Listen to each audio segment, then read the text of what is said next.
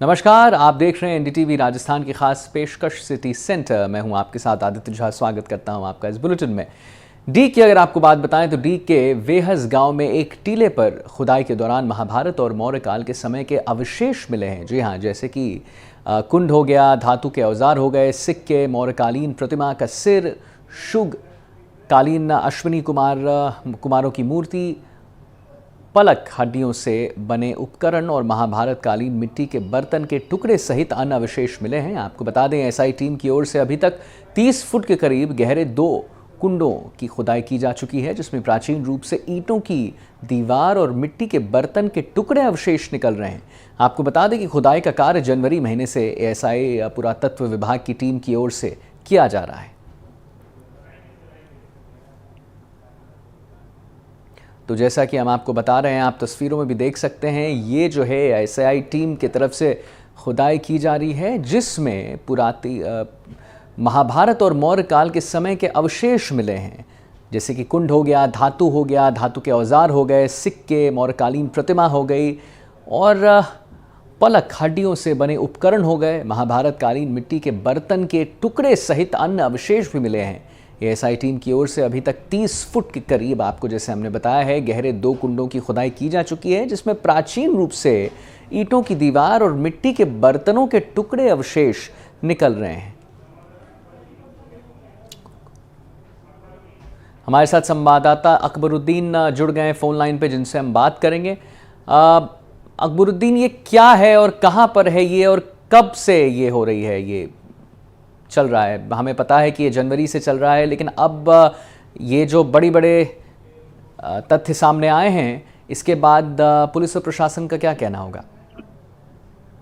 देखिए, ये डीग जिले के अंतर्गत एक बहस गांव आता है, जहां पर एएसआई टीम के द्वारा जनवरी के माह से खुदाई की जा रही है, जहां पर एएसआई टीम पुरातत्व विभाग को जो मौर्य काल और महाभारत काल के अवशेष मिले हैं, जो प्राचीन, जिसमें मृता देवी प्रतिमा मिली है जो मौर्य काल की मानी जा रही है, और धातु के औजार मिले हैं और हड्डियों से बने सुई प्रकार के औजार और उपकरण भी मिले हैं, जहां पर डीग क्षेत्र के जो लोग बाग है उनके लिए एक कौतुक का विषय बन चुका है, जहां उन अवशेषों को देखने के लिए लगातार भीड़ बनी हुई है। जब हमने वहां जाकर इस चीज का मौका मुआयना किया तो वहां एएसआई टीम के जो अधिकारी और कर्मचारियों ने हमसे दूरी बनाए रखी। उन्होंने कहा कि अभी हम इसमें कोई भी मामला खुलासा नहीं कर सकते हैं। जी, और अब भी क्या खुदाई जारी है और कब तक ये खुदाई जारी रहेगी? जी देखो, अभी ये खुदाई जारी है। अभी 30 फुट के करीब 2 जो कुंड हैं वो खोदे गए हैं। 30 बाई 30 के करीब हम उनको आकलन किया जा रहा है, जहां पर ये 2500 वर्ष पुराने हैं जो ये अवशेष मिले हैं। देखा जाए तो 50 साल के करीब के बाद ब्रज में ये दूसरी खुदाई हुई है, जहां पर ऐसे बड़े अवशेष मिले हैं। जी, बहुत बहुत धन्यवाद आपका महत्वपूर्ण जानकारी साझा करने के लिए। और फिलहाल बढ़ेंगे हम अगली खबर की ओर।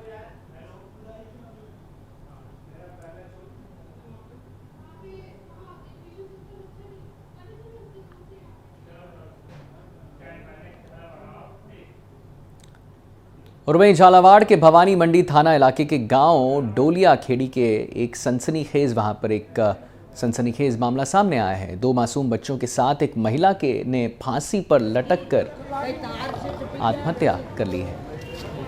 पालिया खेड़ी के रहने वाले राकेश, जो कि महिला का भाई है, बताया जा रहा है कि शुक्रवार शाम 5 बजे खबर मिली थी कि उसकी बहन और दोनों भांजे फांसी के फंदे से लटके हुए हैं।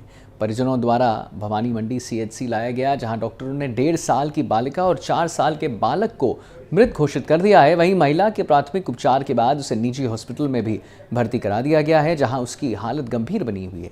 वहीं डिप्टी सीएम प्रेम कुमार चौधरी ने बताया है कि घटना के दौरान महिला घर पर अकेली थी और मामला का खुलासा होना अभी बाकी है। आपको बताते चलें कि पीड़िता पूजा के भाई के अनुसार उसकी शादी जो है 7 साल पहले ग्राम पंचायत नारायण खेड़ा के डोलिया खेड़ी गांव में ईश्वर पुत्र मंगीलाल से हुई थी, जिसके 1.5 साल की बेटी निशा और 4 साल का बेटा योगराज था।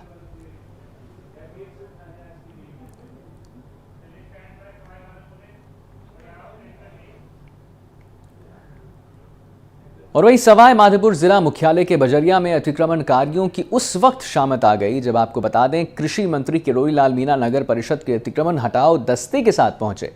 पुलिस बल के साथ बजरिया के बाजार में नगर परिषद के दस्ते ने मंत्री की मौजूदगी में अतिक्रमण पर कार्रवाई को अंजाम दिया है और इस दौरान नगर परिषद के दस्ते ने सख्ती से बरसों से जमे अतिक्रमण को ध्वस्त किया है। कार्रवाई के दौरान आपको बताना चाहेंगे कृषि मंत्री किरोड़ी लाल मीणा के साथ भारी तादाद में समर्थक वहां पर मौजूद रहे। नगर परिषद के दस्ते ने बजरिया में पुरानी ट्रक का यूनियन मस्जिद, सब्जी मंडी, शर्मा चौराहा, Dausa bus stand, Banswara bus stand आदि जगहों पर अतिक्रमण को हटाया है। अतिक्रमण हटाने के दौरान बाजार में भारी भीड़ जमा हो गई और कई जगहों पर अतिक्रमण हटाने के दौरान नगर परिषद के दस्ते को दुकानदारों के विरोध का सामना भी करना पड़ा। लेकिन अतिक्रमण हटाओ दस्ते ने किसी की एक भी ना सुनी। इस दौरान आपको बता दें दुकानदारों ने मनमानी तरीके से करवाई जा रही इस कार्रवाई का आरोप भी लगाया है। दुकानदारों का यह भी कहना था कि वैध रूप से काबिज होने के बावजूद मनमानी तरीके से नगर परिषद ने मंत्री की मौजूदगी में कार्रवाई को अंजाम दिया है। बाजार में अतिक्रमण हटाने के बाद आवागमन बेहद सुलभ हो चुका है। जब से मैं छोटा था, जब से ये मेरी दुकान है और नगर परिषद द्वारा इसको तहस नहस कर दिया गया। आज क्या कारण है? कारण ना कोई नोटिस दिया गया किसी तरह की, न कागज वगैरह देखने के लिए बोला तो वो भी नहीं देखने को तैयार। कितने बजे का मामला है? ये सुबह 9 बजे समथिंग का मामला है। आपके पास में क्या क्या कागज? और वहीं भोपाल दौरे के दौरान अशोक गहलोत ने बीजेपी पर जमकर निशाना साधा है। गहलोत ने कहा है कि हमारे घोषणा पत्र में सभी मुद्दे हैं, बीजेपी को अपने घोषणा पत्र पर बात करनी चाहिए। कांग्रेस को घोषणा पत्र को बीजेपी अपने अपने तरीके से समझा रही है। वहीं बीजेपी पर धर्म के नाम पर वोट मांगने का आरोप उन्होंने लगाया है। गहलोत ने यह भी कहा है कि बीजेपी लोगों को बरगलाने के लिए ऐसी बातें कह रही है। भाषण धर्म के नाम पे दिए गए हैं, प्रॉपर्टी आपकी इकट्ठा बांट देंगे, 2 भैंसें आपकी है, 1 भैंस आपसे ले लेंगे। ये क्या भाषण हो रहे हैं, समझ में नहीं आ रहा मेरे तो। प्रधानमंत्री ने आज आतंकवाद के मामले में पहले इंडिया जाके रोता था, दूसरी जगह जाता था, रोता था, लेकिन अब जब एनडीए की बीजेपी की सरकार है तो अब पाकिस्तान दूसरी जगह जाके चिल्ला रहा है कि इंडिया। ये तमाम बातें भ्रमित करने की है। इस बार जनता भ्रमित नहीं हो रही है। मेन बात यह है, इस बार जो मोदी जी बोल रहे हैं जुमले 14 के अंदर और 19 के अंदर उनके झांसे में लोग आ गए। काला धन लेके आऊंगा, 15 लाख रुपये खाते में आ जाएंगे आपके, इतना इकट्ठा पैसा होगा, 2 करोड़ नौकरी दूंगा आपको। 20 करोड़ होती है, छोड़ो 20 करोड़ 10 साल में आपने 50 लाख भी दिए क्या, 1 करोड़ भी दिए क्या? वहीं मुख्यमंत्री भजन लाल शर्मा कल दिल्ली दौरे पर रहेंगे। सुबह 8 बजे जयपुर से दिल्ली रवाना होकर 9:30 बजे भाजपा लोकसभा पूर्वी दिल्ली के प्रत्याशी हर्ष मल्होत्रा के लिए वो चुनाव प्रचार भी करेंगे। शाम 6 बजे आपको बता दें भाजपा लोकसभा प्रत्याशी मनोज तिवारी के सामाजिक सम्मेलन में वो शिरकत भी करेंगे और रात 8 बजे वो जयपुर के लिए फिर से रवाना हो जाएंगे।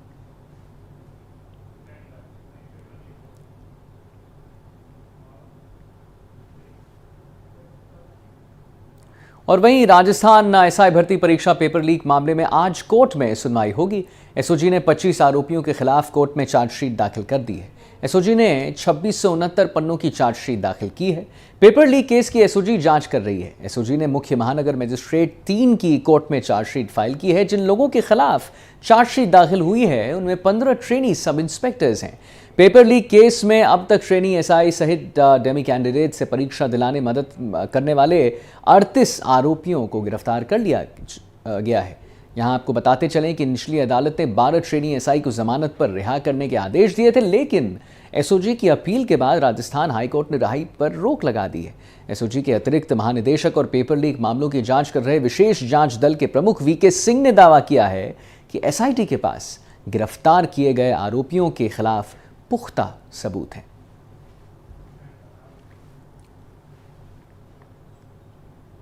और वहीं जयपुर ज्वेलर्स कारोबारी समूह जेकेजे पर आयकर विभाग की कार्रवाई 5वें दिन भी जारी है।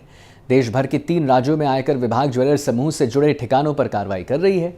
फिलहाल कोलकाता के 4 ठिकानों पर अब कार्रवाई समाप्त हो चुकी है। वहीं दिल्ली और जयपुर के 17 ठिकानों पर 5वें दिन भी आयकर विभाग का जो सर्च ऑपरेशन है वो जारी है। कुल 3 करोड़ 25 लाख की नकदी बरामद की गई है।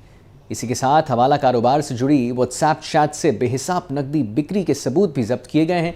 घर में मिले आभूषणों का जो मूल्यांकन है और फोन सहित डिजिटल उपकरणों की जांच है वो भी की जा रही है।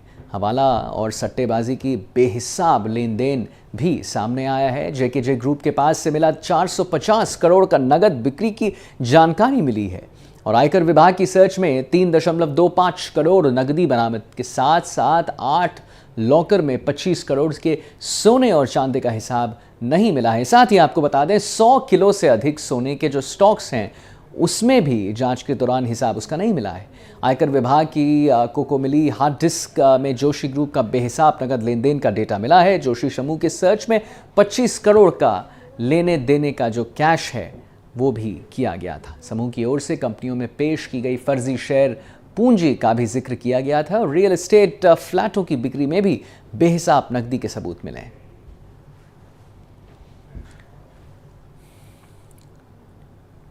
और वहीं भरतपुर सीआईडी और आईबी की टीम पर हमला किया गया है। जी आपको बता दें मारपीट कर अधिकारियों को बनाया बंधक भी गया है। भुसावर थाना पुलिस ने अधिकारियों को किसी तरह चंगुल से छुड़ाया है और घटना के बाद फौजी जो है वो मौके से फरार बताया जा रहा है। फौजी की जांच के दौरान हमला हुआ है और भुसावर थाना क्षेत्र इलाके के पथैना गांव का ये पूरा घटना है।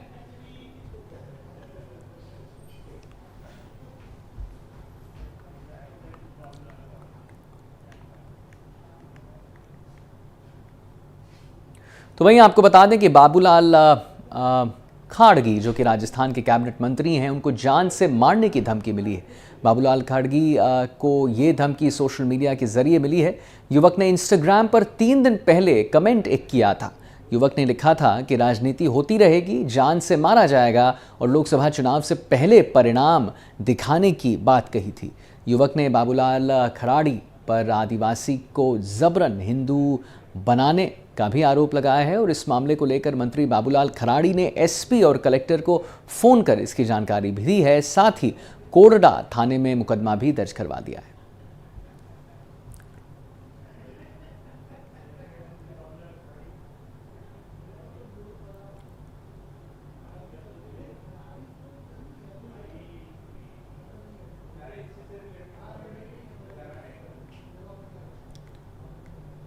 और इसी क्रम में आपको बता दें कि कैबिनेट मंत्री बाबूलाल खराड़ी को सोशल मीडिया में मिली धमकी के बाद लोगों में रोष देखा जा रहा है।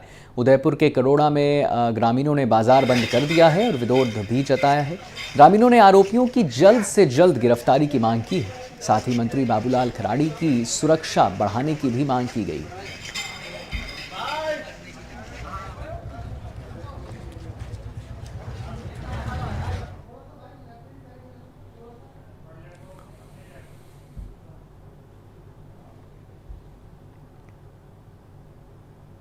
वहीं खीवसर से विधायक हनुमान बेनीवाल ने अन्य राज्यों के पशुपालकों और किसानों पर हुई अलग अलग कार्रवाई पर प्रशासन से गुहार लगाई।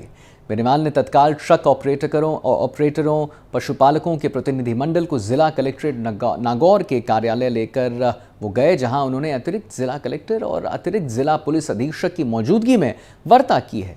मेड़ता में हुए बलदेव पशु मेले में अन्य राज्य के पशुपालकों और किसानों ने खेती के लिए बैल खरीदे थे और जिला प्रशासन के आदेशों से बैलों को ट्रकों के माध्यम से प्रदेश के लिए रवाना कर दिया था। लेकिन आपको बता दें राजस्थान के चित्तौड़गढ़, शाहपुरा और मध्य प्रदेश के मंदसौर जिले और अन्य स्थानों पर ट्रकों को पकड़कर गलत रूप से मुकदमे दर्ज किए गए हैं और विगत 1 सप्ताह से अधिक समय तक ट्रक चालक और पशुपालक परेशान हो रहे हैं।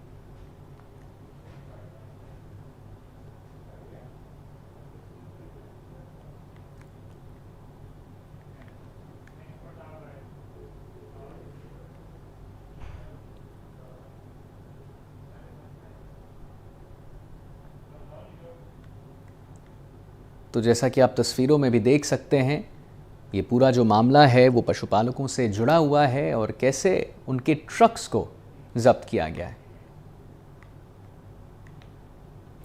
तो जैसा कि हमने आपको दिखाया, फिलहाल बढ़ते हैं अगली खबर की ओर। भीषण गर्मी में वन्यजीवों को पेयजल की समस्या का सामना नहीं करना पड़े, इसके लिए प्रतापगढ़ वन विभाग वाटर हॉल में पेयजल की व्यवस्था करवाई जा रही है, जिसकी तस्वीरें आप देख सकते हैं। इसके लिए विभाग जन सहयोग भी ले रहा है। इस बारे में जानकारी देते हुए डीएफओ हरिकृष्ण ने बताया है कि जिले के वन क्षेत्र में वनजीवियों के पेयजल स्रोत लगभग सूख चुके हैं। वनजीवियों को पेयजल के लिए शहरी क्षेत्र की ओर रुख करना पड़ता है और इसके लिए विभाग की ओर से वाटर हॉल में पानी की व्यवस्था की जा रही है। हालांकि विभाग के पास इसके लिए सीमित बजट की समस्या है, लेकिन विभाग की ओर से अधिकारी और कर्मचारी आमजन को भी जन सहयोग के लिए प्रेरित कर रहे हैं।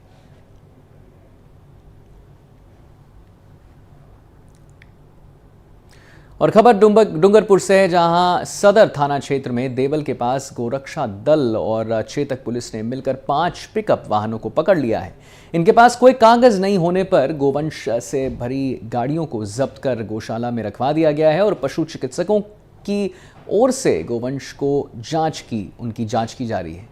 सदर थानाधिकारी गिरधारी सिंह ने बताया है कि गोरक्षा दल की ओर से गोवंश तस्करी की सूचना मिली थी, जिसके बाद 5 पिकअप वाहन ड्राइवरों से पूछताछ की गई, लेकिन वो गोवंश को ले जाने के बारे में कोई जानकारी नहीं दे सके। जिसके बाद 13 बैल को छुड़वाकर पशु चिकित्सकों को बुलाया गया। वहीं गौशाला की ओर से चारे पानी की इंतजाम वहां पर की गई।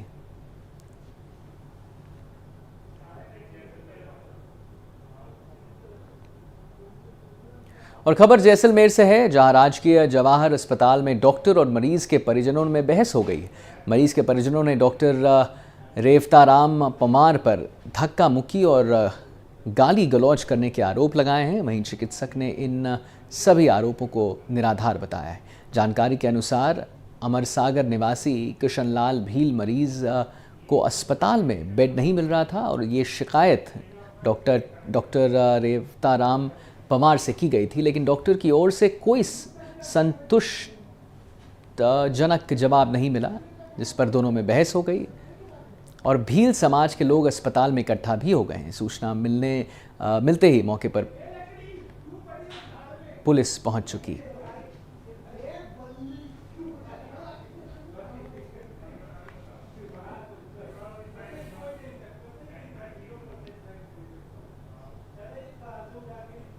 और वहीं झालावाड़ में आयोजित एक कार्यक्रम में भाग लेने के लिए हाईकोर्ट में जस्टिस गणेश राम मीना जयपुर से झालावाड़ पहुंचे हैं और राजकीय संग्रहालय और भवानी नाट्यशाला के परिसर का उन्होंने दौरा किया है। इससे पहले गणेश राम मीना ने प्राचीन राजकीय संग्रहालय का अवलोकन किया है और संग्रहालय में रखी प्राचीन मूर्तियों को बेशकीमती मूर्ति बताकर काफ़ी उसकी सराहना भी की है। लेकिन आसपास फैली गंदगी को देखकर उन्होंने नाराज़गी जताई है। मौके पर उन्होंने अधिकारियों को कड़ी फटकार भी लगाई है, साफ सफाई रखने के निर्देश भी दिए हैं और इस दौरान एएसपी चिरंजीलाल मीणा भी वहां पर मौजूद रहे।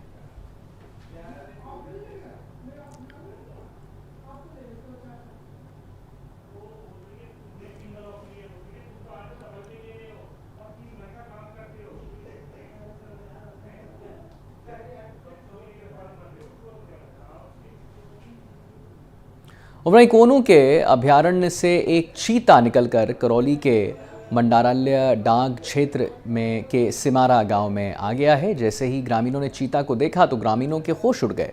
पूरे गांव में हड़कंप मच गया और ग्रामीणों ने चीता के मूवमेंट की सूचना वन विभाग को दे दी है। फिलहाल वन विभाग की टीम मौके पर पहुंच चुकी है और चीता के मूवमेंट पर पूरी तरह नजर बनाई हुई। चीता आने की पुष्टि खुद डीएफओ सुमित बंसल ने की है। हालांकि वर्ल्ड लाइफ के डीएफओ पीयूष शर्मा ने जो चिंता पर नज़र बनाए हुए हैं, उन्होंने मौके पर सैकड़ों ग्रामीणों की भीड़ को देखकर उन्हें शांत रहने को कहा है।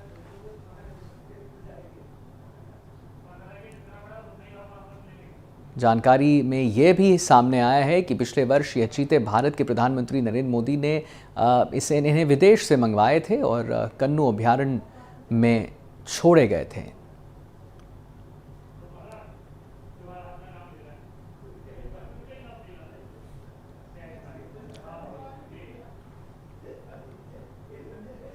और वहीं भीलवाड़ा के जहाजपुर में सड़क हादसे में एक युवक की मौत का मामला सामने आया है, जहां एक बजरी से भरे बेकाबू ट्रैक्टर ने एक बाइक को टक्कर मार दी है, जिससे एक युवक की मौत हो गई।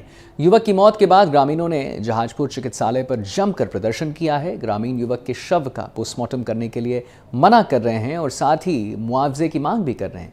युवक अभी 15 दिन पहले ही पिता बना था और पूरे परिवार की जिम्मेदारी भी इस युवक के कंधे पर थी।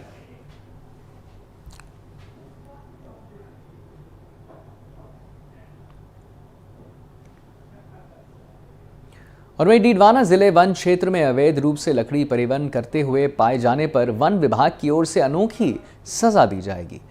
रेंजर संदीप सिंह शेखावत ने बताया है कि अगर अवैध रूप से लकड़ी परिवहन करते हुए कोई भी व्यक्ति पाया जाता है तो आरोपी से 5 पौधे लगवाए जाएंगे। साथ ही आरोपी से इस बात का शपथ पत्र भी लिखवाया जाएगा कि उन पौधों की वो देखभाल करे, नियमित देखभाल जरूर करे।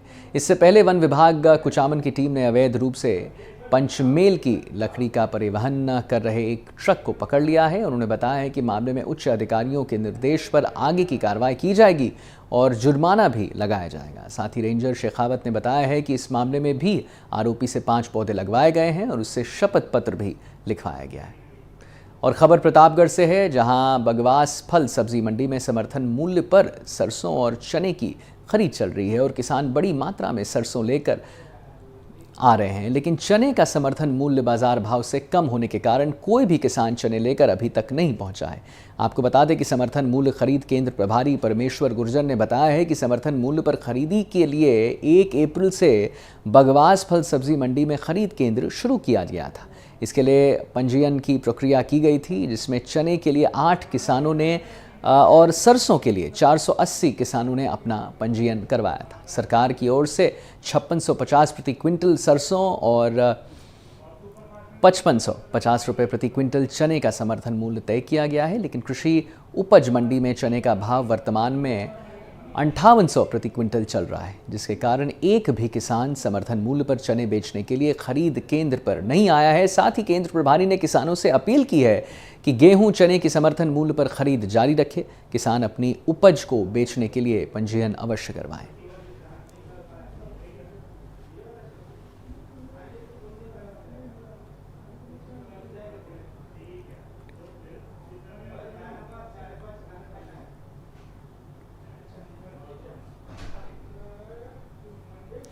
और वहीं आपको बता दें, धौलपुर के मनिया रेलवे स्टेशन पर रेलवे कर्मचारी पर अज्ञात बदमाशों ने जानलेवा हमला कर दिया है। हमले में घायल हुए रेलवे कर्मचारियों को आरपीएफ पुलिस ने जिला अस्पताल में भर्ती करवा दिया है, जहां उनका उपचार किया जा रहा है।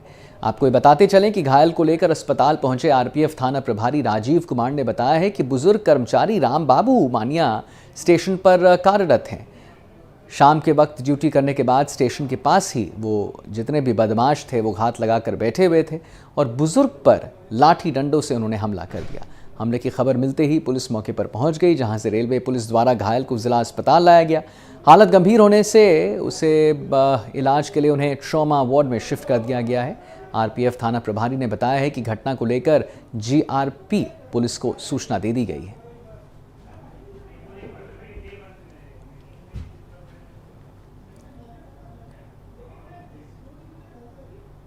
और वहीं गर्मी बढ़ने के साथ ही शहर से लेकर गांव तक पानी की किल्लत शुरू हो जाती है। बावजूद गांव में हैंडपंप खराब पड़े हैं।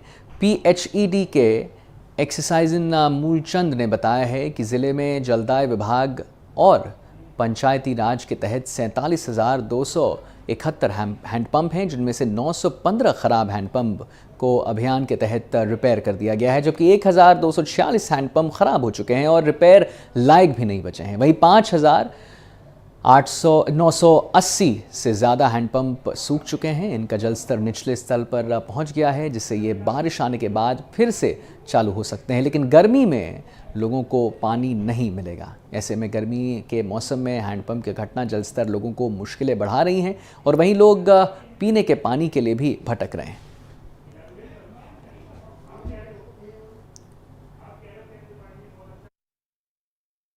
डूंगरपुर ज़िले में कुल 45,271 हैंडपम्प हैं और 48वां जो हमारा विशेष हैंडपम्प मरम्मत अभियान है उसके तहत हमने सर्वे करवाया था हैंडपम्पों का, तो 915 हैंडपम्प खराब पाए गए थे। हमने आज दिनांक तक इसे 915 हैंडपम्प हमने ठीक करवा लिए हैं। इसमें हमारे ये 1246 हैंडपम्प्स नॉन फिजिबल हैं और 5984 हैंडपम्प सूख चुके हैं। और इसमें हमारे जो हैंडपम्प्स ठीक करवाए हैं उसमें 585 मीटर हमने राइजर पाइप बढ़ाए हैं और कुछ जो पाइप लीकेज थे उनकी जगह भी हमने इसमें 915 मीटर पाइप बढ़ा चुके हैं, बढ़ाकर हमने ठीक किए हैं। और अभी हमारे क्या है, पंचायत समिति में जो लेबर जो हैंडपम्प मिस्त्री हैं, फिटर मिस्त्री, उनकी संख्या यहाँ काफ़ी कम है। उसके कारण हम ज़्यादा टीम गठित नहीं करवा पाए हैं, इसलिए थोड़ा सा हैंडपम्प रिपेयरिंग में समय लग जाता है।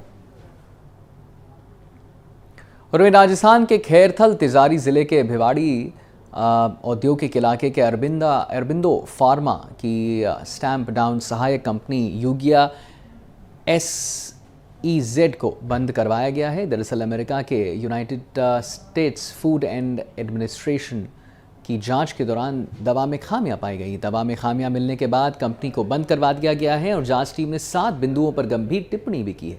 अरबिंदो फार्मा ने कहा है कि भिवाड़ी की यूनिट में फॉर्मुलेशन विनिर्माण सुविधा के लिए संयुक्त राज्य खाद्य एवं औषधि प्रशासन से 7 टिप्पणियां की गई थी और जांच के बाद फार्मा कंपनी के शेयर शुक्रवार को 0.8% उनमें गिरावट के साथ वो बंद हो चुका है। कंपनी का स्टॉक साल 2024 से अब तक 6.19% बढ़ा है।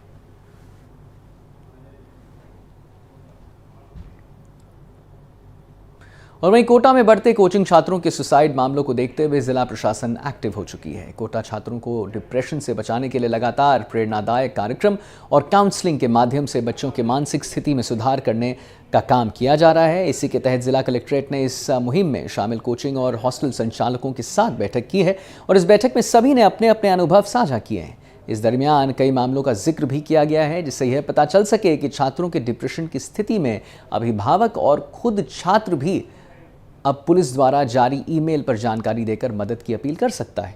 कोटा शहर में संचालित कोचिंग संस्थानों में पढ़ने वाले बच्चों को तनाव से बाहर निकालते हुए उनमें सकारात्मकता लाने में कोचिंग फैकल्टीज, मॉनिटर्स, हॉस्टल संचालक, वार्डन्स एवं पुलिस कर्मियों की भूमिका को जिला कलेक्टर ने सराहा है और उनके इस जज्बे को दिल से सलाम किया है।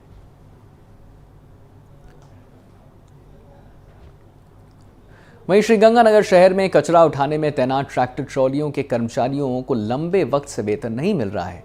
मामले को लेकर कर्मचारियों में रोष बढ़ने लगा है और आज आक्रोशित कर्मचारी कचरे से भरी ट्रैक्टर ट्रॉलियों को लेकर नगर परिषद पहुंच गए।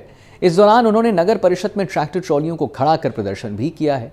आक्रोशित कर्मचारियों का कहना है कि शहर में कचरे को उठाने के लिए भारी तादाद में ट्रैक्टर ट्रॉलियों के भाड़े पर वो सब लिया गया था, पर लंबे समय से वेतन नहीं दिया गया है। उन्हें वेतन नहीं मिलने से घर चलाना मुश्किल होता जा रहा है। वेतन दिए जाने की मांग को लेकर कई बार अधिकारियों से गुहार भी लगाई गई है, लेकिन बार बार गुहार लगाने के बावजूद वेतन नहीं दिया गया है। कर्मचारियों ने कहा है कि यदि जल्द से जल्द उन्हें वेतन नहीं दिया गया तो उन्हें मजबूरन आंदोलन को तेज करना होगा। उधर नगर परिषद की सभापति ने कहा है कि ट्रैक्टर ट्रॉलियों को नगर परिषद में खड़ा करना गलत है, ज़रूरत पड़ने पर फर्म को ब्लैकलिस्ट भी किया जाएगा। उन्होंने कहा है कि ट्रैक्टर ट्रॉलियों के मालिक का बकाया भुगतान मेरे काल का नहीं है। अभी कुछ समय पहले ठेकेदार को 90 लाख का भुगतान किया गया था। जो ये कचरे की ट्रालियां लगाई गई हैं, ये ठेकेदार को हम अभी उनसे बात करेंगे इससे रिलेटेड कि वे हटाएं इसको जल्द से जल्द, नहीं तो उनके खिलाफ एक्शन लिया जाएगा और उनकी जो फर्म है वो भी हम उसको भी ब्लॉक कर देंगे। नहीं तो फिर किसी न किसी तरीके से तो हम ट्रालियां हटवा ही लेंगे इस तरीके से। अभी उनसे बात करेंगे। इससे कोई भुगतान बकाया बता रहे हैं? भुगतान सर मेरे आने से पहले का भुगतान है, जिसमें से हमने 90 लाख इनको पे कर भी दिया है और अभी कुछ जो बकाया है वो अभी इनका हो जाएगा। और वहीं भीलवाड़ा में चिकित्सा विभाग की टीम ने शुद्ध आहार मिलावट पर वॉर अभियान के तहत बिना खाद लाइसेंस चलाया जा रहा पानी का RO प्लांट सीज किया है। यह कार्रवाई हर के बाबा धाम क्षेत्र में धनूप मिनरल प्लांट धाम पर की गई है। वहीं दूसरी कार्रवाई में बालाजी ट्रेडर्स कालियायास पर 20 लीटर एक्सपायर घी को नष्ट करके की गई है। यह घी धेनु सरस ब्रांड के नाम से बाजार में बिक्री के लिए उपलब्ध थी।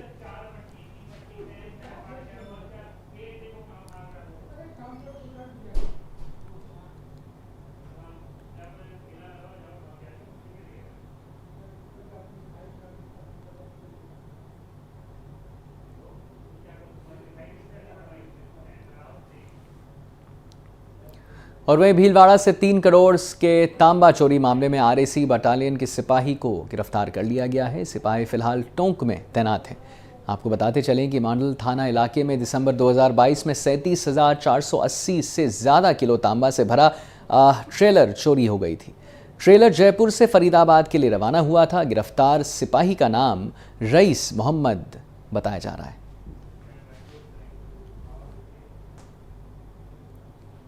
और फिलहाल इस बुलेटिन में इतना ही। मुझे दीजिए इजाजत, लेकिन आप कहीं मत जाइए, देखते रहिए NDTV राजस्थान।